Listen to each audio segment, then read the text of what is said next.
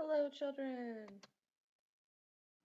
Raylan's here, Jimena's here, Olivia's here. Yay. Boy. Hope you guys don't mind why I'm gonna set up. All the things are happening.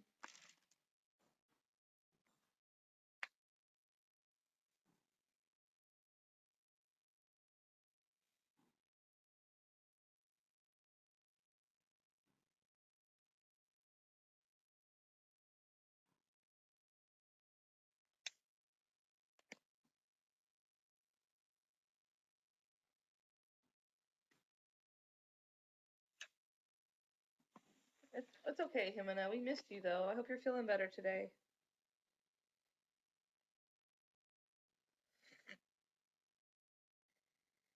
I want to look up something.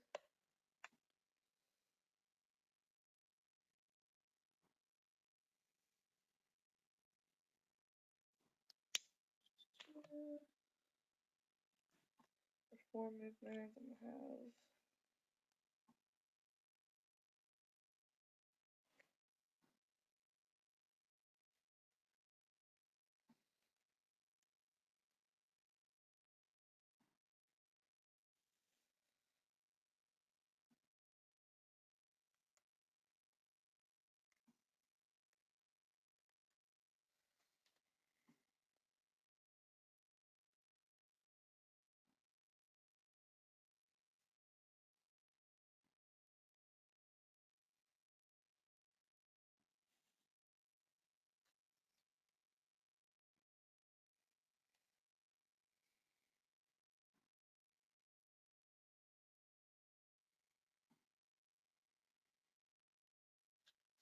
Hey, Dylan.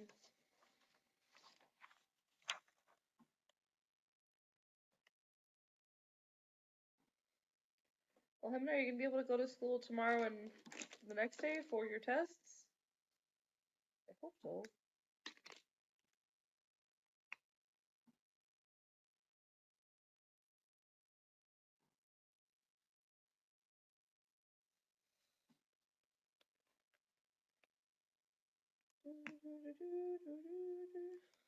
Ah, all the things are happening. Sorry, I'm creating my pages. If you guys want to get started, this is one of the pages I made. If you want to create a page that kind of looks like this. What's up, Dylan? Is that better?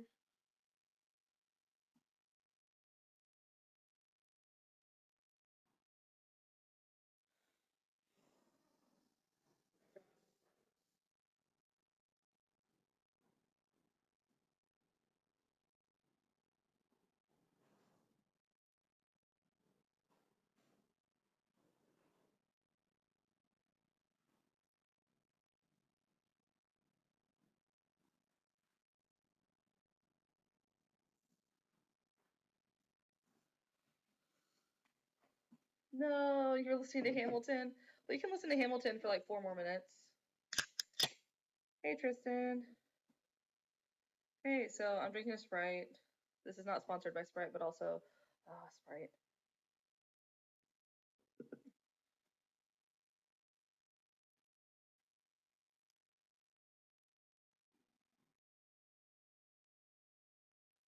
Oh, well, Hemina, you're a trooper. Trooper indeed. Where's my phone? I need to look.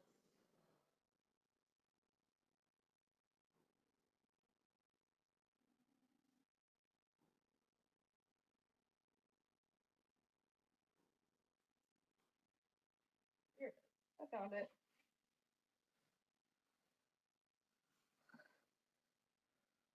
That'd be so great. I could get Sprite to sponsor my classroom. That'd be fantastic.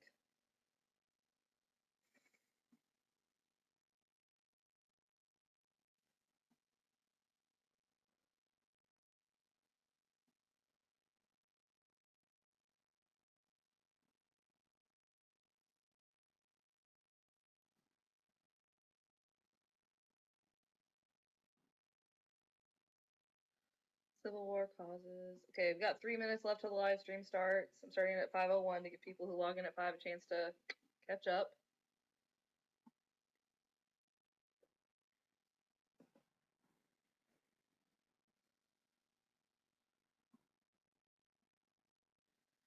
STAAR is in 2 days. That is correct. It'll be on Thursday.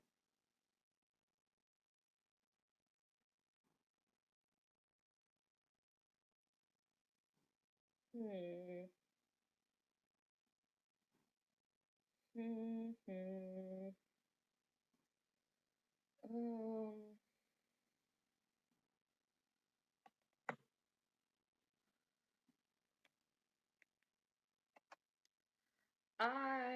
trying to think of what I'm trying to look at. What do I want? Mia, that makes me so sad. Mia. That makes that bums me out, dude. That bums me out a lot. I'm sad that you're leaving us.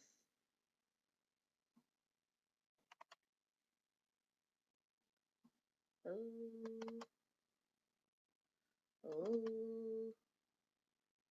Oh.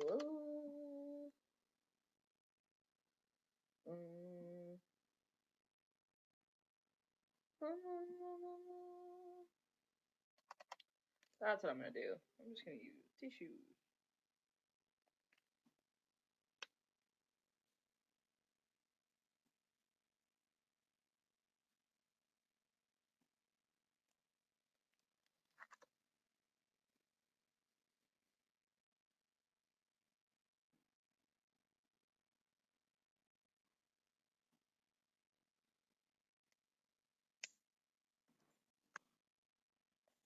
Okay, so if you already did that one, you can kind of set your page up for this one. Got 1 minute left until the live stream starts. I mean, well, it's already started to be fair, but like, you know what I mean. Hemina, I'm not entirely sure. The schedule for tomorrow and Thursday, I know, ooh, read A Dog's Purpose and let me know how it is, Dylan.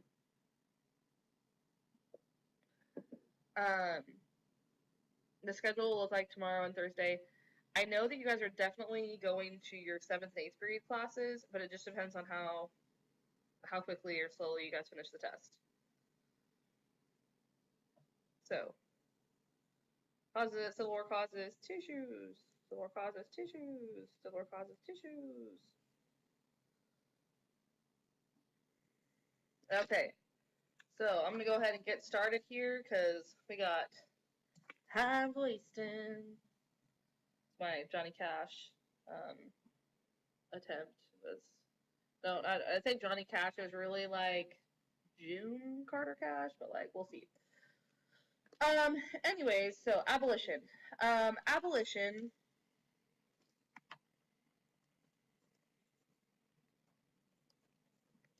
Sorry, and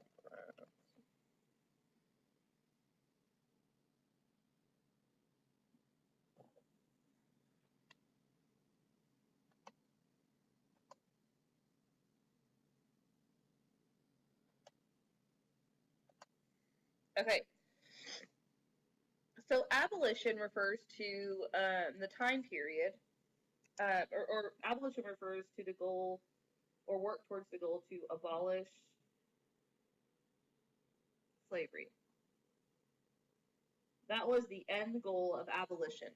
Their goal was to abolish slavery. They were people who supported the abolition of slavery. That said, these were people, again, who support the abolition of slavery. That said, their roots go all the way back to early colonial. Who was the first group to speak out against who was the first group to speak out against slavery? They were one of the first groups, an early colonial group, because it went against their religious beliefs. Tomorrow and Thursday, you guys don't need your big three.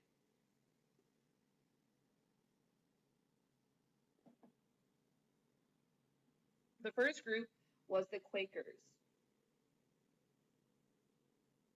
Quakers were anti-slavery. They believed in equality, even equality for women. Quakers were anti-slavery, that's Pennsylvania.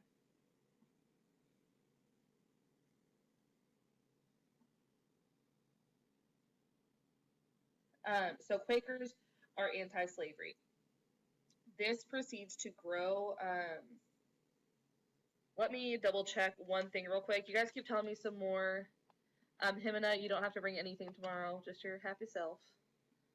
I was going to check something. Yes.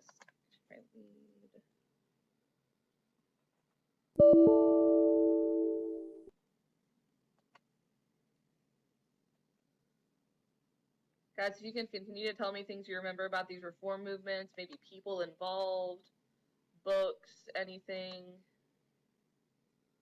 Oh, very good. Quakers were also anti-war. They're anti-slavery, but also anti-war.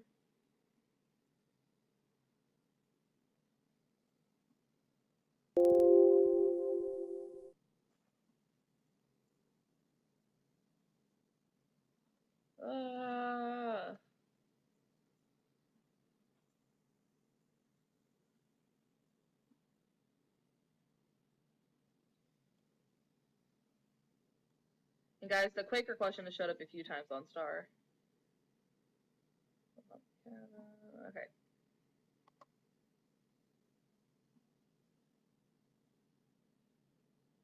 Well, it wasn't loud at all. What happened?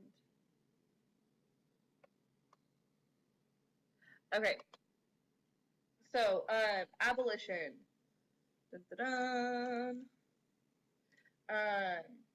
Abolition starts with the Quakers. The Quakers are anti-slavery and also anti-war. They're also anti-war, but it kind of starts with them being Quakers. And then we're also going to have Frederick Douglass. People like Frederick Douglass and William. Oh, was it loud? That's absurd. Oh, William Lloyd started Garrison. That's a G. Ooh. William Lloyd Garrison. Yes, Quaker, being a Quaker is a religion. That's their religion, was anti-slavery. Frederick Douglass and William Lloyd Garrison are both abolitionists. Frederick Douglass wrote a newspaper called the North Star. He was a former slave, I think former, or freed slave. He was a former slave who originally ran away but eventually officially gets his freedom. William Lloyd Garrison writes a newspaper called The Liberator. Okay, so these two guys, and then there's also Harriet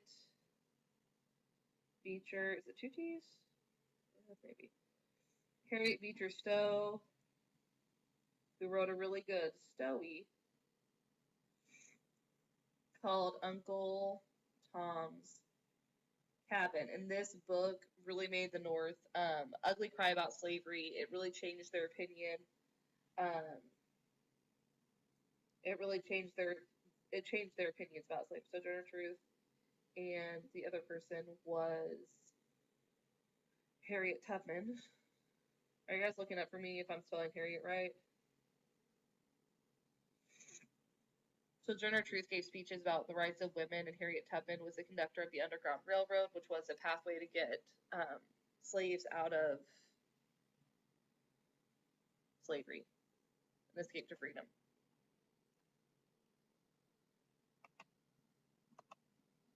Where did my people go? All right. Next up, is it just one T? We can swing that. I can do that. Now, thanks to dear old sis, I can do that. All right. Next up, we have the women's rights movements. The goal of the women's rights movement was what? What was the goal? Who were the people? What was the goal? Who were the people?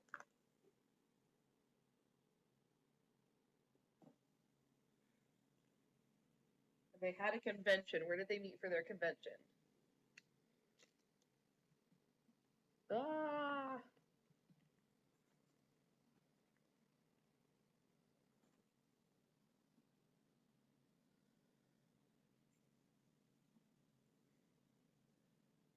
Okay, their goal was primarily suffrage. Equal pay at work was not, we were not quite there yet. The location of their meeting, they actually gathered together at Seneca Falls in New York. And they write something called the Women's Bible. This meeting was led by Elizabeth Cady Stanton and Susan B. Anthony. All the things happening. Okay. So, next things that happen. We have temperance. Temperance, right here. Nope, I don't want that color. I want a different color. So I'm gonna grab this color. Temperance, as you guys said, temperance was the goal. This is, remember, goal. Oh, goal. The goal of the temperance movement was to stop the use slash drinking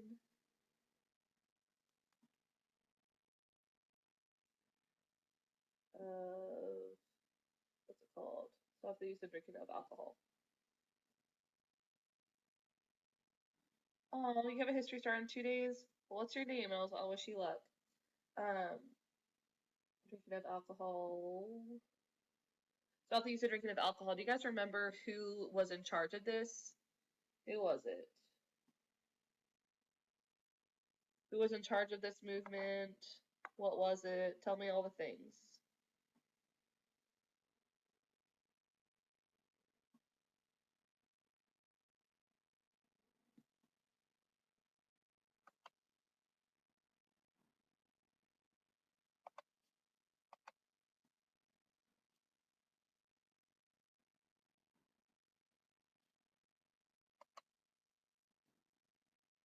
Anybody got anything for temperance movement?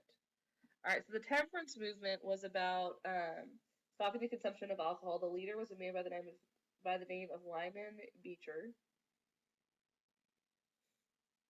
Lyman Beecher preacher says, "Don't be a drinker."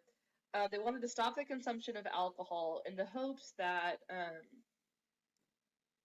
it would stop a lot of the problems that were happening within the American family, because it was causing men to, the dangers of alcohol weren't really known at the time, and so we'd have these men that would drink themselves, spend all their money on alcohol, and then they wouldn't take care of their family. Well, at the time, women can't work, and so, or if they can work, they have to work crazy hours, and so it was very hard for women to get jobs. And so when a man like fell apart in his work and wasn't able to work, and basically meant the whole family was going to be on the streets. And so the goal of this movement was to stop that. Women were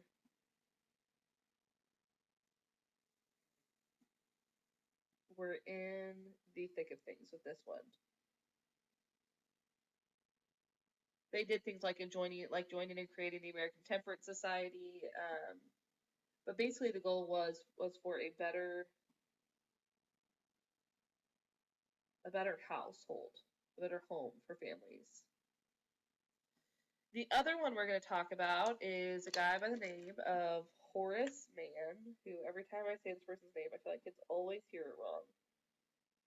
Which, like, life happens, but still.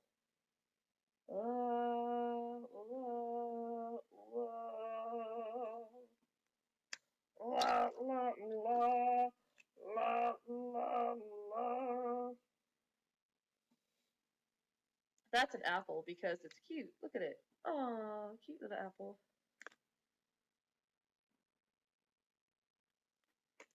Aw, thank you. I teach out in Sci-Fair, but I totally appreciate, we're in Houston, but I totally appreciate that. That's so nice. Oh, that makes me happy. I don't know how to pronounce your name, or I would say something, give you a shout out, but that's really solid, dude. Education reform is a guy by the name of Horace Mann. He believed in free public education for all.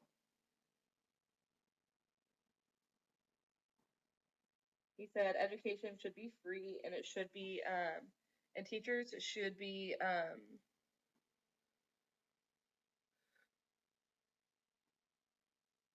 education should be free, and, oh, what's the word that I'm looking for? Education should be free, teachers should be educated, and basically the idea was is that if education is he said education is a great equalizer of man, which basically means that if you are properly educated, you can rise above your station and do anything. And so he believed that all children should have the opportunity to rise above their station, much in the way that our boy Alexander Hamilton also believed that. Last person we're going to talk about in terms of reform, and I'm glad we only spent 15 minutes on this because I was worried I'd spend more time than I needed to, is Dorothea Dix. We have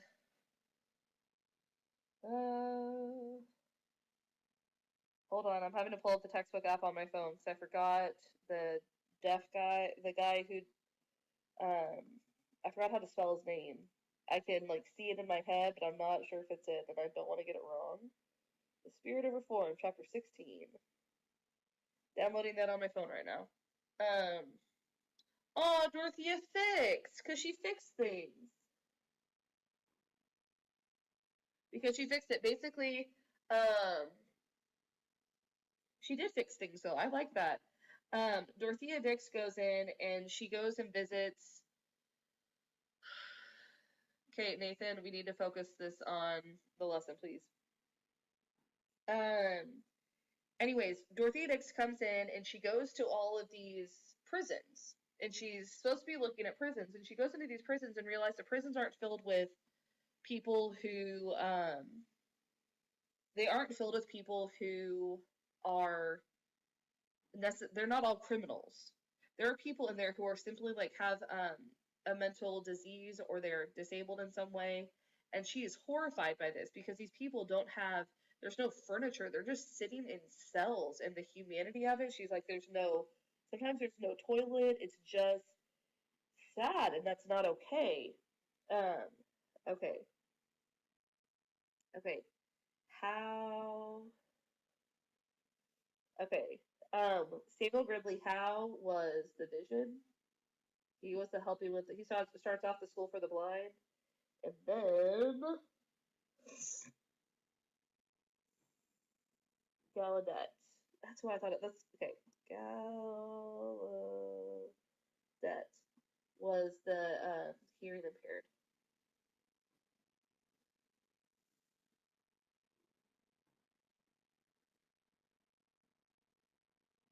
Okay, so she starts visiting prisons in 1841. She found that some prisoners are chained to walls with basic, like, it's just really upsetting. And so she wanted to educate the public about poor conditions, and she basically set up it to where they would have mental facilities that focused on rehabilitation and helping people get back to their normal and like what mental illness looks like, and you don't just have to lock people away. Another thing that happened is she also sets up prison reform. We also set up prison reform. Okay, Stalin, I think you need to go back, and Jack, I need you to be like actually you.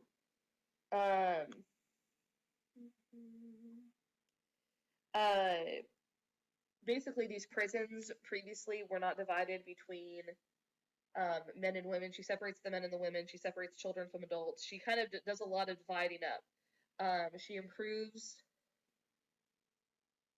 basically just improves care. She improves care. That's what she does. Big one. Okay, so next up, after that, that's all of our reform stuff that we're going to do right now. But next thing I want us to do is tissues. Hey, yo. Gonna go ahead and set up your paper like these, kind of, maybe, like these. If there is an S at the end, I did put an S at the end. So, yeah. If you want to set up, like I said, if you want to set up your paper right now, I'll give you like a minute to set that up. While you do that, I'm gonna set up my other paper. Okay, we need to do. No, the mentally ill were no longer in prisons. She gave them new facilities that were about rehabilitation.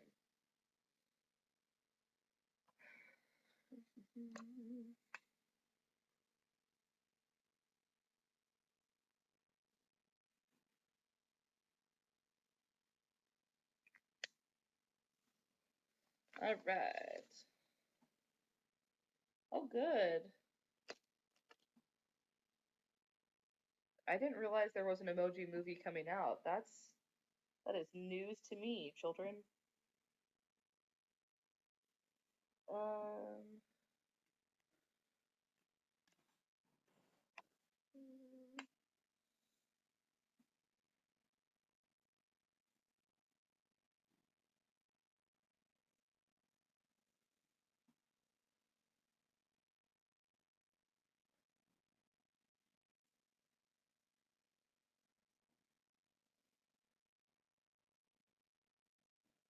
Oh, that's not right. I teach 8th grade. 8th grade U.S. history.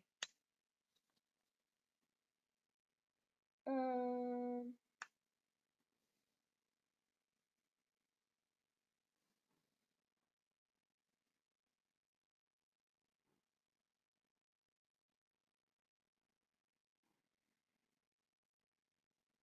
right. So I'm gonna fix that later. Okay. So basically, guys, we're heading into causes of the Civil War. Now, I told you before, but I'm gonna tell you again. The reason we call it tissues is because there's so many deaths in the Civil War. There are more deaths during the Civil War than basically every war we've ever fought in combined. Doesn't even equal the amount that we had, the amount of people that we lost during the Civil War. So the first thing we're going to look at is T. T is going to stand for tariffs. You guys can tell me why tariffs were a cause of the Civil War. I would appreciate it. Why are tariffs the cause of Civil War?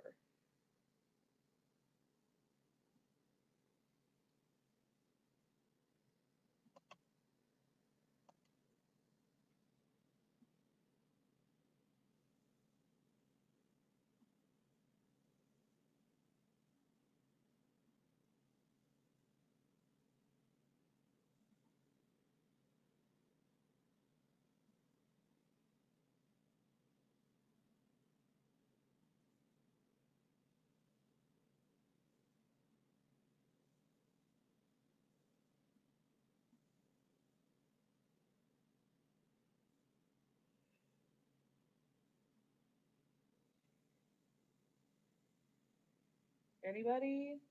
Guys, I'm waiting for you. Waiting for you to say things. Say all the right things.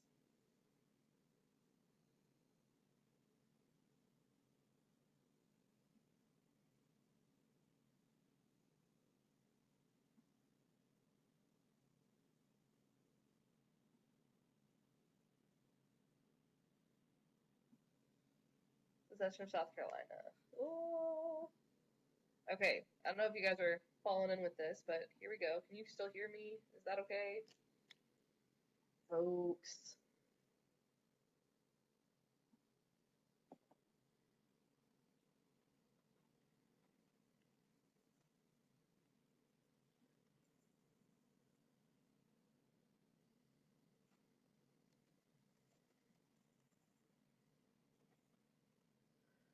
Whew!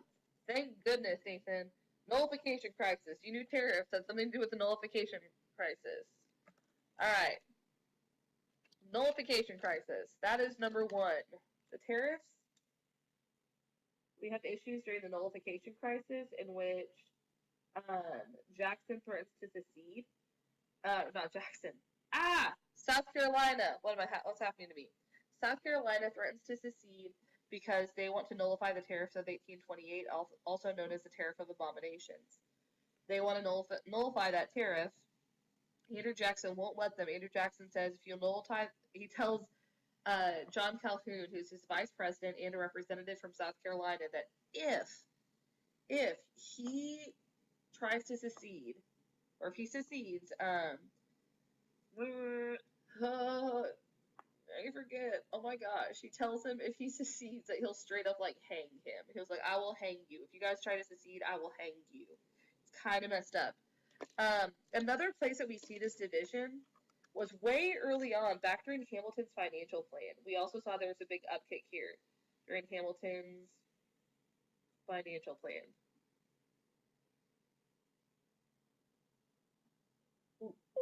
Okay. Now, the next thing is industry versus agriculture. What is this referring to? Industry versus agriculture.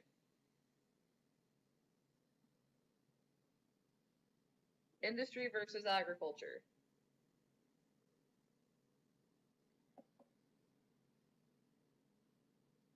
Industry versus agriculture.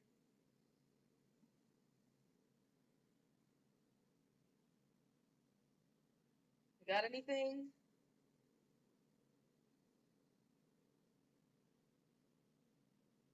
North versus South. I like that. That's another way of thinking about it.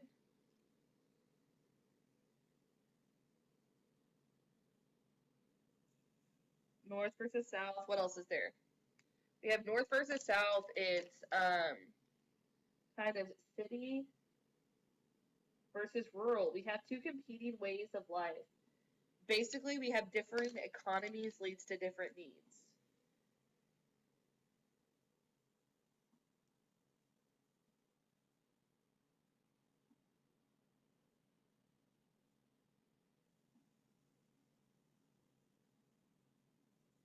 And then we have the issue of slavery. Now, I did print out a map that I kind of wanted to use tonight to show you guys kind of what I'm talking about and what I want something to look like.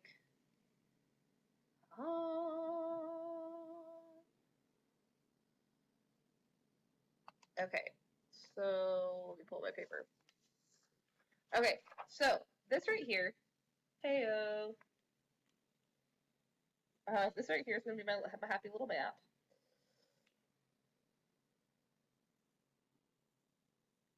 And we did this together in class, but I just kind of want you to see it again.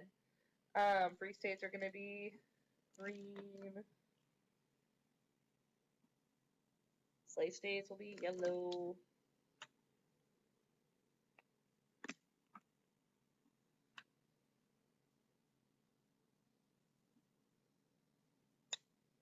It says it's going to be orange, but I'm going to make it pinkish.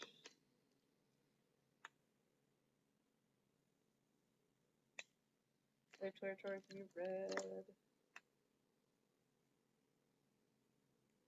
Indian territory is purple. Okay, so fun fact, those are all the colors.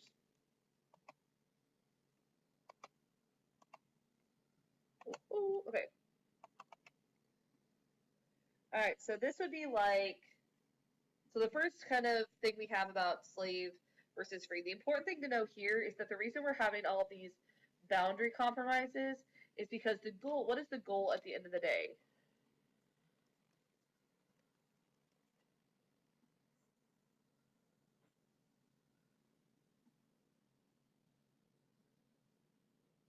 I know, Nathan, it's okay, we're still cool.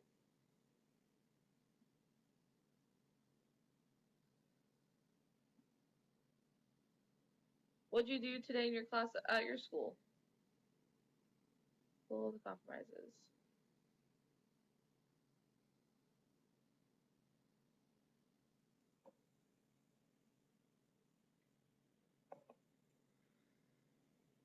To maintain the balance between free and slave states. That's right. The goal is to maintain balance. maintain the balance between free and slave states. So for starters, I'm going to color my slave states because otherwise if I don't color them now, I'm going to forget.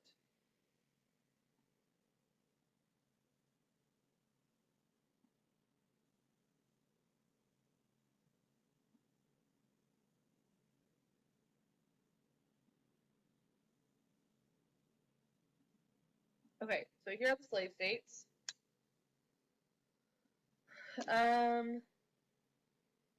At the time, and then the free states were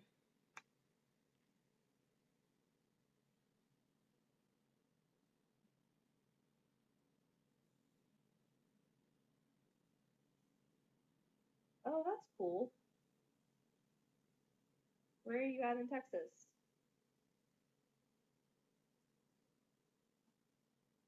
You don't have to say the school. You can say your city or whatever.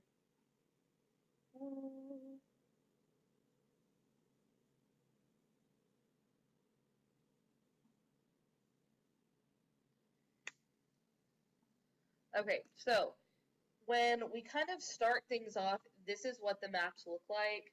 I have my free states, I have my slave states. But Missouri has this thing. Missouri, they want to come in as a slave state.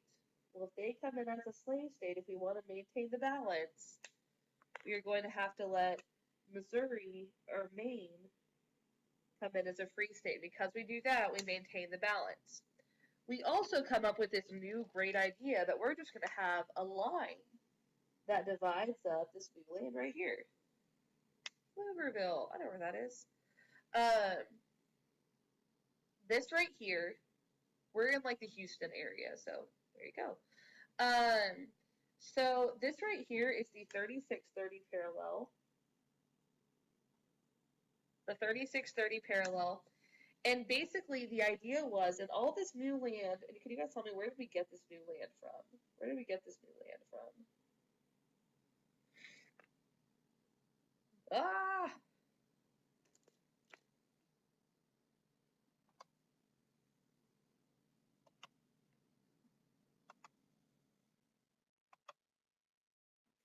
This new land comes from France. It's basically the land we got during the Louisiana Purchase.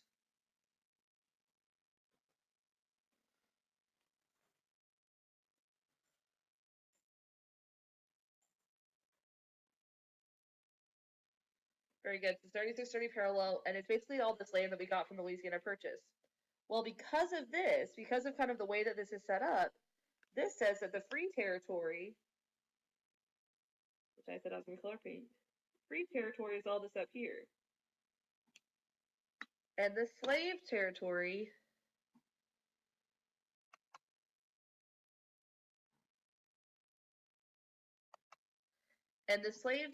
is going to be all the land that is south of this. I said I was going to color that red. Okay. Whoop.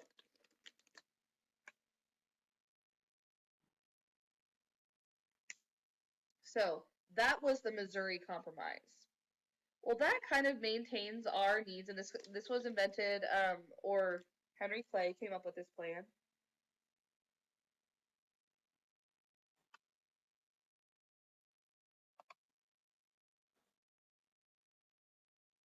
Henry Clay.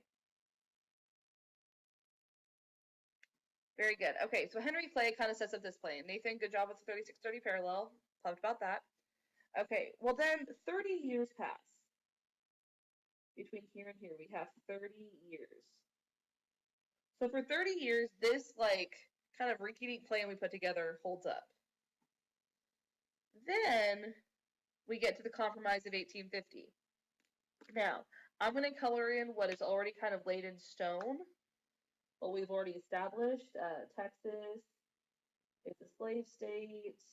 Slave states up here. Up here, up here, up here. Da, da, da, da. Free states are up here.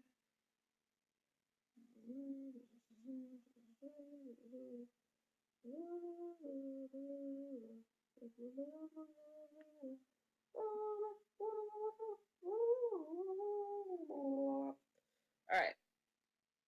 So, this is kind of where we're at. And we've already said that Missouri became a slave state. We maintained the balance between free and slave states, as is always our goal. And then fun fact, also, this territory here, we've also sectioned off for the Indians because, we took all their land in Georgia and made them march to Oklahoma in something known as an atrocious thing known as the Trail of Tears. Well, then we're kind of left with our new Western problems because now we've achieved manifest destiny. Awesome. Even cooler, in 1849, they discovered gold in California. And we have people that rush to California in the gold rush. Well, as we knew by the Northwest Ordinance, because of what we know from the Northwest Ordinance, we know that, things and stuff that are things. We know that it takes 60,000 people for a territory to become a state. So California has their 60,000, and you know what? They want to come in as a free state. Unfortunately, that's going to disrupt the balance, and so what they decide, the Chinese came over to help dig the gold, or help mine the gold. There was civil war and overcrowding going on in China, so they came to America for economic opportunity. That's true. The free territory, which used to be all of this up here, is now shrinking because then we say, okay, so the official free territory is technically only this part here. Everything else is still going to be technically open to slavery. Not to say that it's going to be slavery free, but this area here, they're going to get to vote on whether or not they have slaves. So again, these areas are now open to slavery. Then, just 4 years later, remember the first compromise held us out for 30 years. This next one only lasts 4 years. 4 years.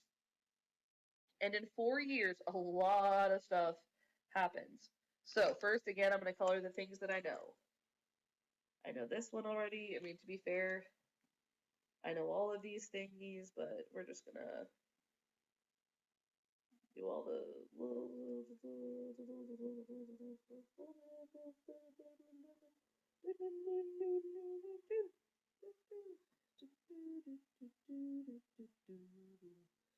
Is it kind of sounding like I'm have like a Nintendo Mario theme playing? Because like that's what I vaguely feel like right now. It's pretty solid.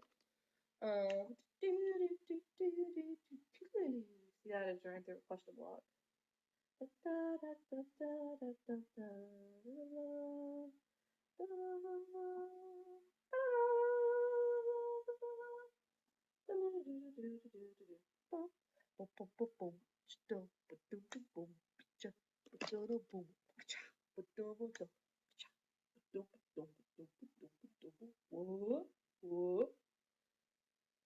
You're welcome for that. I kind of added my own beatboxing in there because I'm super hippin' with it.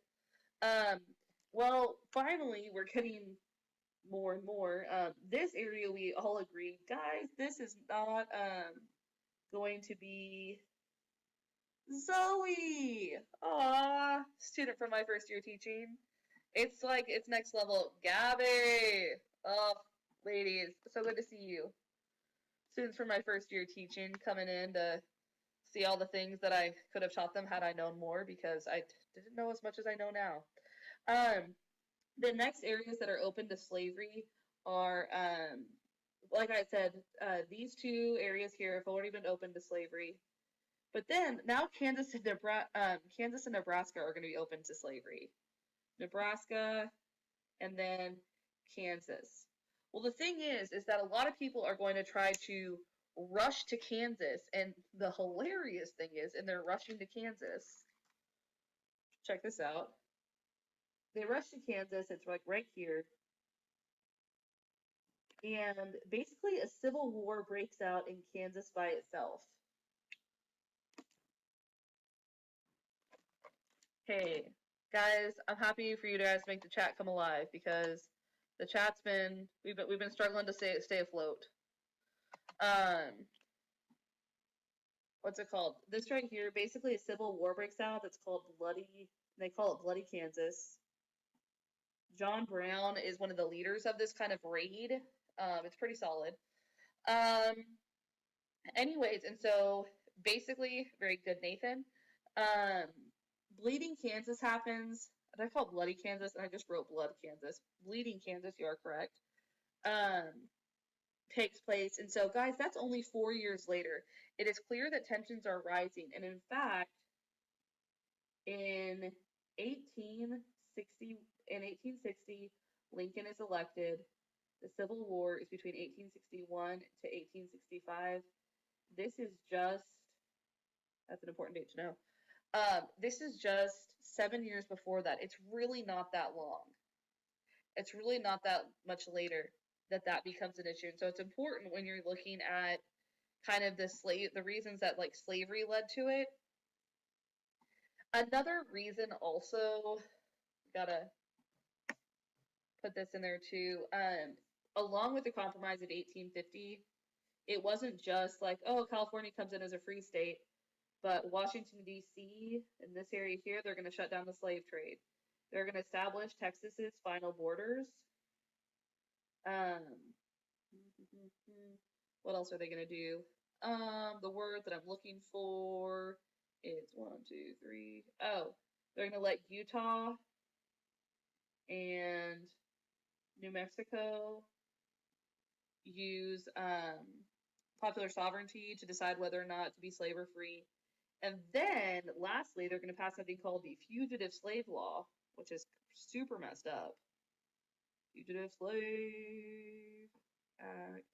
The Fugitive Slave Act said that basically now it's everyone's job to catch slaves. Pretty much anyone who's anyone, it is now their job to catch slaves. And it absolutely doesn't matter if you don't support slavery. If you are living in Illinois and you don't support slavery, but you see a runaway slave, it is your job to report them. Otherwise, you're aiding and abetting a criminal. So basically, this makes Northerners very mad, and it's actually going to gain support for the abolitionists are going to grow more and more outraged, and so they are going to start supporting the abolitionist movement even more. Okay, any questions about the compromises? Any questions about compromises? Mia, Himana, I'm so glad you guys are back. Nathan, Himana, Mia, Gabby, Zoe, do you guys have any questions about the word that I'm looking for is compromises? Any questions about compromises at all?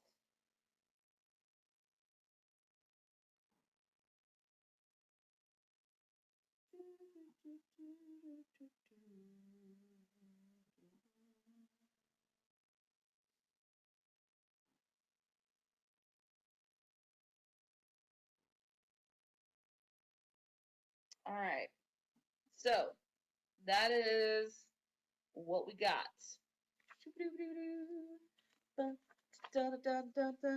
Okay. So slavery, we're talking about the compromises. That'll be Compromise of 1850. That's the Missouri Compromise. And also the Kansas-Nebraska Act. It's also important that you guys know about the people about like John Brown. John Brown's raid on Harper's Ferry. Basically, he raids a federal arsenal. He's trying to basically lead a slave rebellion. Same with Nat Turner.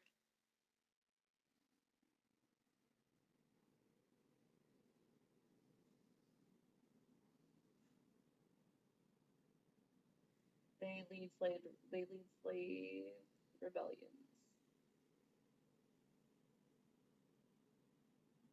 Okay. Another cause of civil war. So those are kind of like the slavery reasons. Like obviously slavery, the abolitionist movement, but Compromise of 1850, the Missouri Compromise, Kansas-Nebraska Act, Nat Turner and John Brown's rebellions. Next up, we have the issue of states' rights. What comes up when we talk about the issue of states' rights?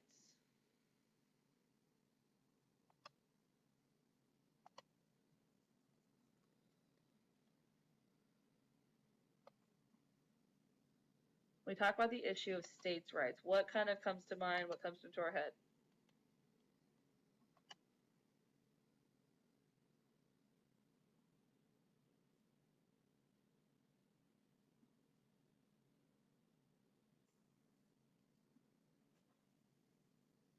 Mostly there was one thing that happens that really, there's a few things that happen that were like, do states have the right to do this or not? But in large part, it's the nullification crisis again. The nullification crisis is a really big deal, mostly because it puts a really bad taste in South Carolina's mouth. Basically, they believe that the states should have the right to rebel any law that it disagreed with. This belief that that was an okay thing was not seen as okay by a lot of people. The nullification crisis is going to lead to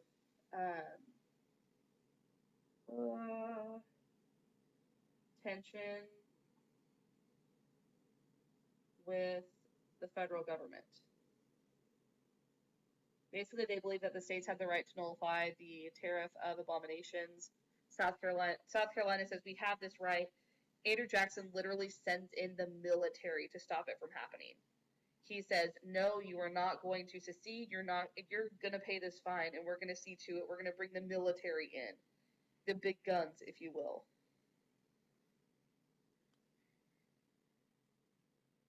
Okay, the next few, I know I'm going through this pretty quickly, guys, but I know this is also a review. If at any point you have questions about one thing, let me know and I can slow down. Uncle Tom's Cabin, I said earlier, Harriet Beecher Stowe, it basically makes the North ugly cry about slavery.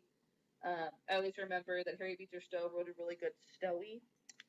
And the idea here, guys, is that this book makes people see slavery in a real way that they maybe hadn't before, because a lot of Northerners hadn't been to the South to ever experience it. They didn't really understand all of the horrors of it.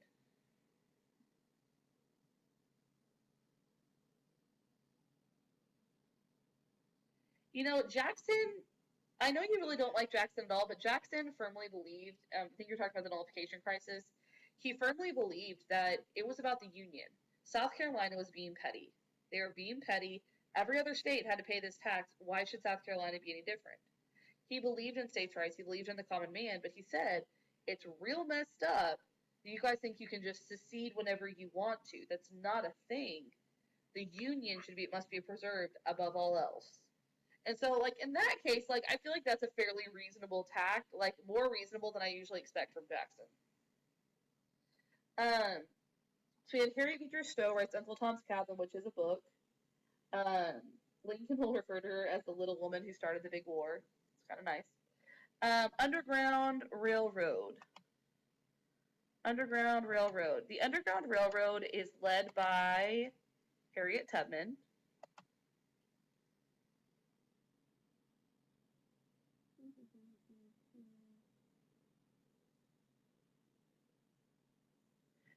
She's known as the Moses of her people. She leads her people out of slavery and out of chains. All of these things are happening, all the good things. One of our last ones we have, one of the final straws we've had tension build up slowly and kind of has been in the works for a long time. The election of 1860. In the election of 1860, Lincoln gets elected. Lincoln gets elected in 1860, and because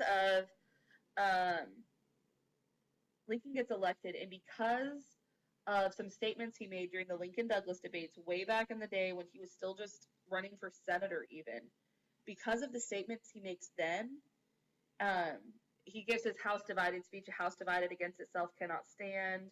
I believe this nation cannot endure divided. It needs to either be all one thing or all the other. That said,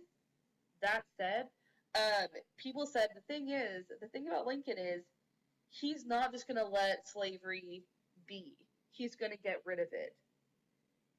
Lincoln actually said, he's like, I'm not going to get rid of slavery where it already exists, but I'm going to stop the spread of it. Southerners did not believe him. They did not trust Lincoln.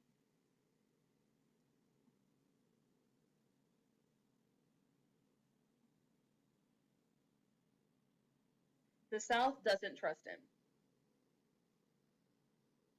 Now, the secession of South Carolina. Because all this happens, South Carolina decides the time to act drastically is now. The time to act drastically is now. Give me 1 second. I have to go plug in the computer.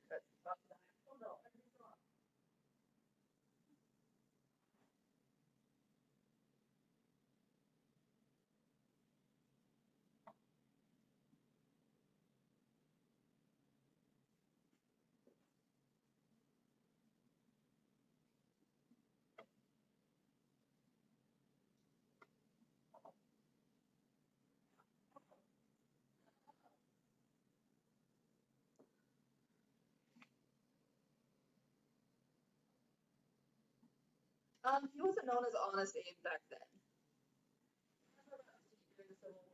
He's manipulative. I say manipulative. He is masterful in the way that he turns the table in his favor.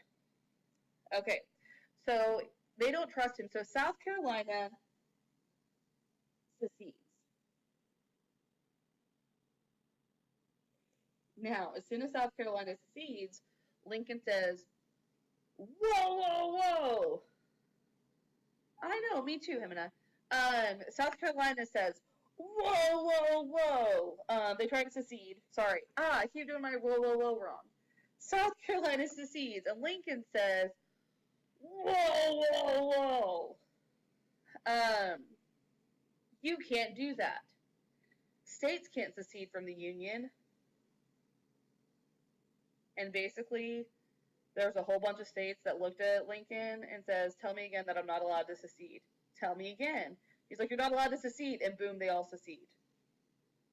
So,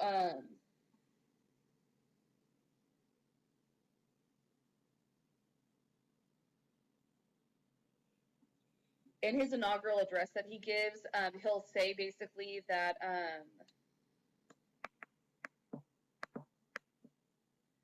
in his inaugural address, he'll say that the issue of civil war is in the hands of the South. They've been the aggressors. It's going to be on their hands, whatever it is. So that's where we are for causes of the Civil War. Let me know how you feel. Let me know where we're at. Are we good? Are we ready to move on?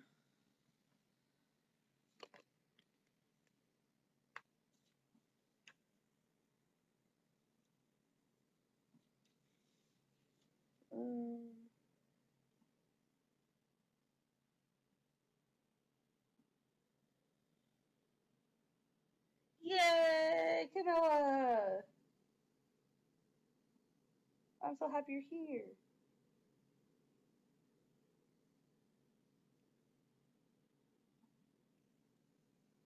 Oy. All right. We're not enemies, but friends. All right, so next thing, so that was causes of the Civil War. Now we're doing Civil War battles and/or events. Are you guys all good? Anything else you need to know? Everything's wrong. I think I'm fine. All right.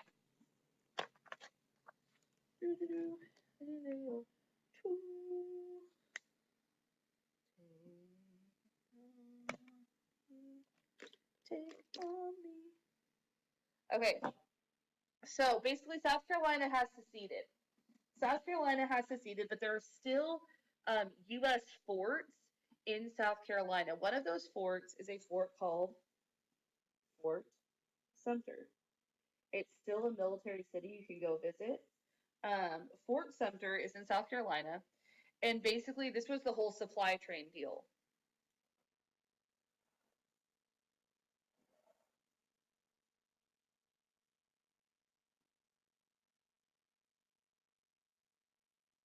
Okay, so basically we have Fort Sumter, 600,000, I think. I don't know how I got the nickname Honest Abe. Fort Sumter. So basically, South Carolina has taken over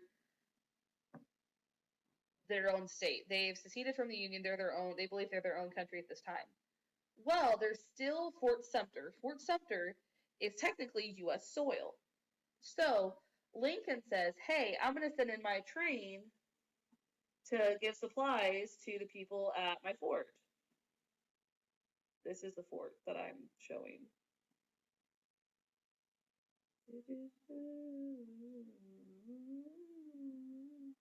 Okay, that's my fort. So he says, I'm going to send in my supply train. They say, dude, if you send in your supply train, we're going to fire at it. I guarantee it. And he says, okay.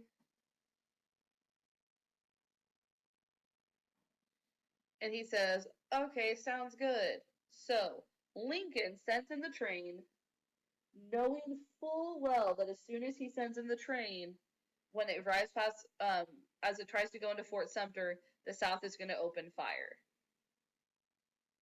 The South is going to open fire, and from now on, Lincoln can say, the South started the war. Important takeaways here is the South officially starts the war. The South officially starts the war. He basically kind of manipulates things to work in his favor. Now, we have the first Battle of Bull Run, which takes place on the back of the McLean property. It takes place on the back of the McLean property, and basically, people don't really expect the battle to be as even-handed as it is, but it's pretty even-handed. Several kind of more battles happen. But the next battle we're going to talk about is the Battle of Antietam. The Battle of Antietam was the bloodiest day of the war.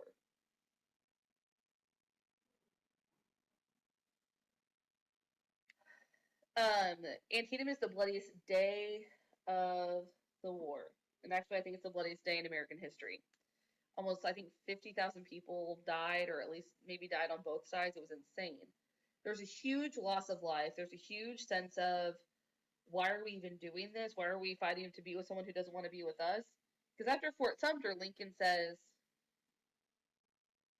we must defend, or not defend, we must preserve the Union. We must preserve the Union. That's what he says. Well, he says, yes, Hemina, that's true. He says we must preserve the Union. Well, then, after the bloodiest day of the war happens, he hears word that France and England may be coming to the South's aid because they're such good trade partners. And France and England may be helping the South to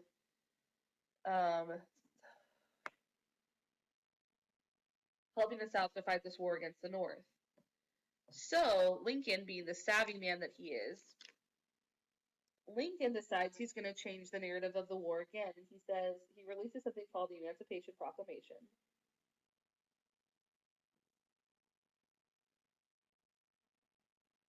And he's going to say, hey guys, this war is not about preserving the Union anymore. That's not a good enough reason.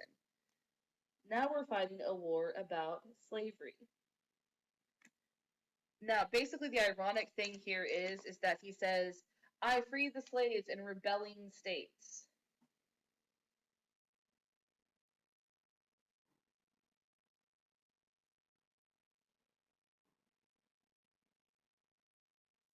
He doesn't free slaves in the border states, which are like West Virginia, Kentucky, Missouri, I think, Delaware, Maryland. All of those states, he allows them to keep their slaves.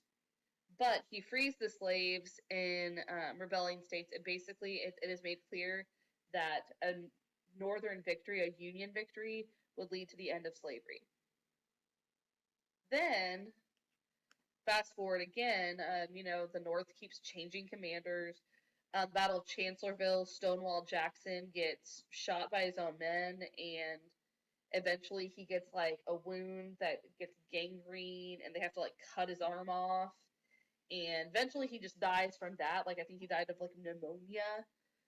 But important thing here is that next we have the Battle of Gettysburg. Gettysburg is going to change the narrative of the war once again because now we have hundreds of thousands of people dying. This was the bloodiest battle of the war, not the bloodiest day. This is the bloodiest battle in American history. Mostly, so many people died because we were counting losses on both sides. If a Southerner loses, that's an American loss.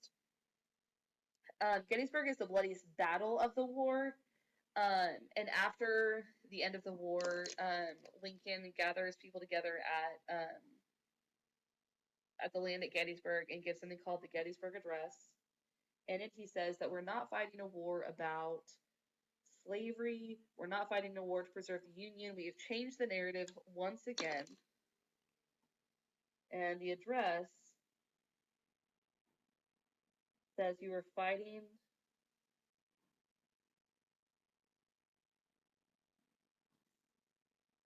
for those who gave the last full measure of devotion, but basically for those who died.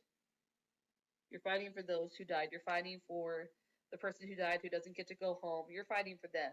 You're fighting that their lives may have not been lost in vain. Meanwhile, while this is going on in Vicksburg, Mississippi,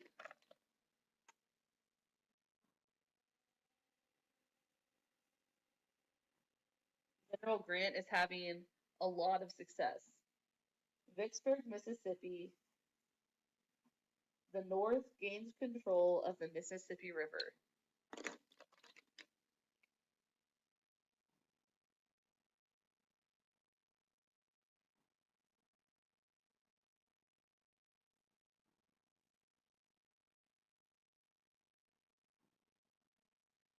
The Union gains control of the Mississippi River. They also divide the South in half.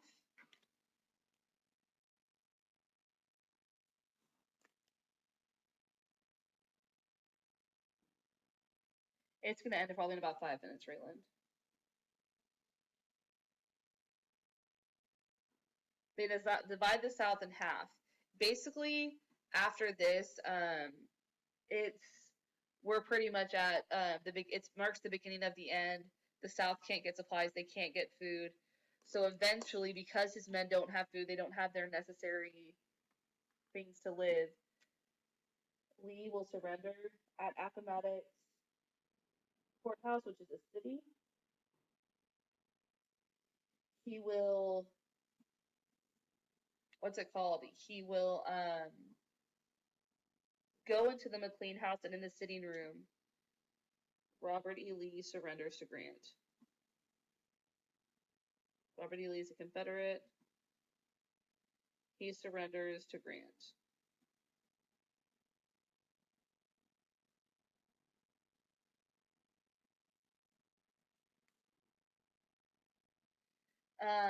Sherman's march, Nathan, it's important-ish, but it's not in the teak, so I'm trying to get you guys through this quickly, so it's not a huge deal. Robert E. Lee surrenders.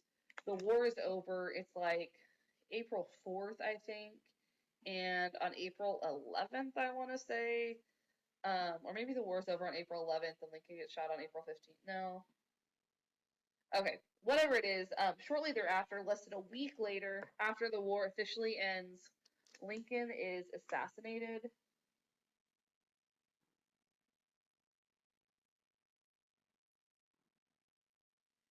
And basically, this marks the beginning of the end for the South. The South no longer has, they don't have their champion. Lincoln was their champion. Lincoln was always looking out for them, and now they don't have him.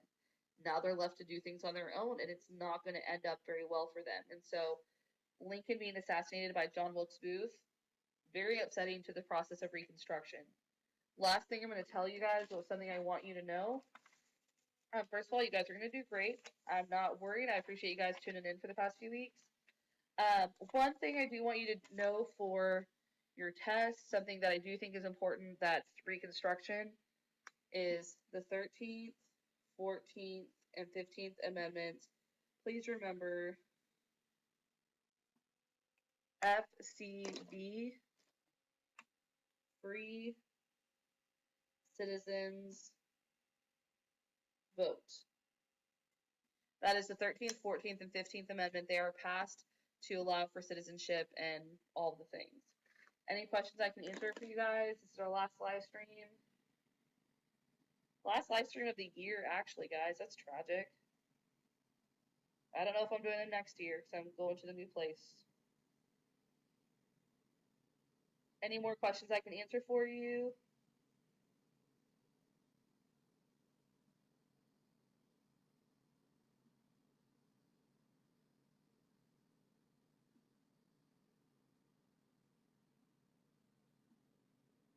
Anybody?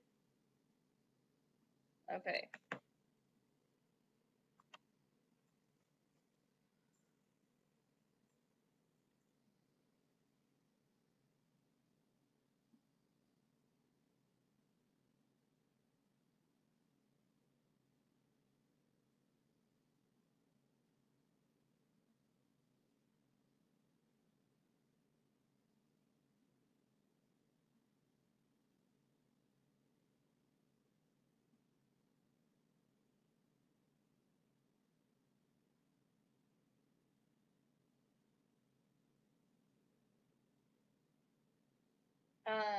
I don't think I'm gonna live stream before the final because I don't know if you guys are gonna have a traditional final.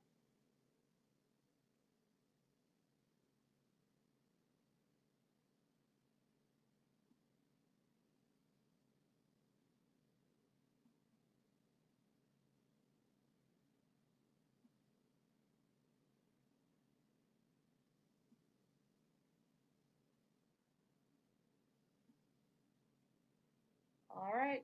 Well, guys, that marks the end of our live stream. Thank you for tuning in and have a good one. Happy studying.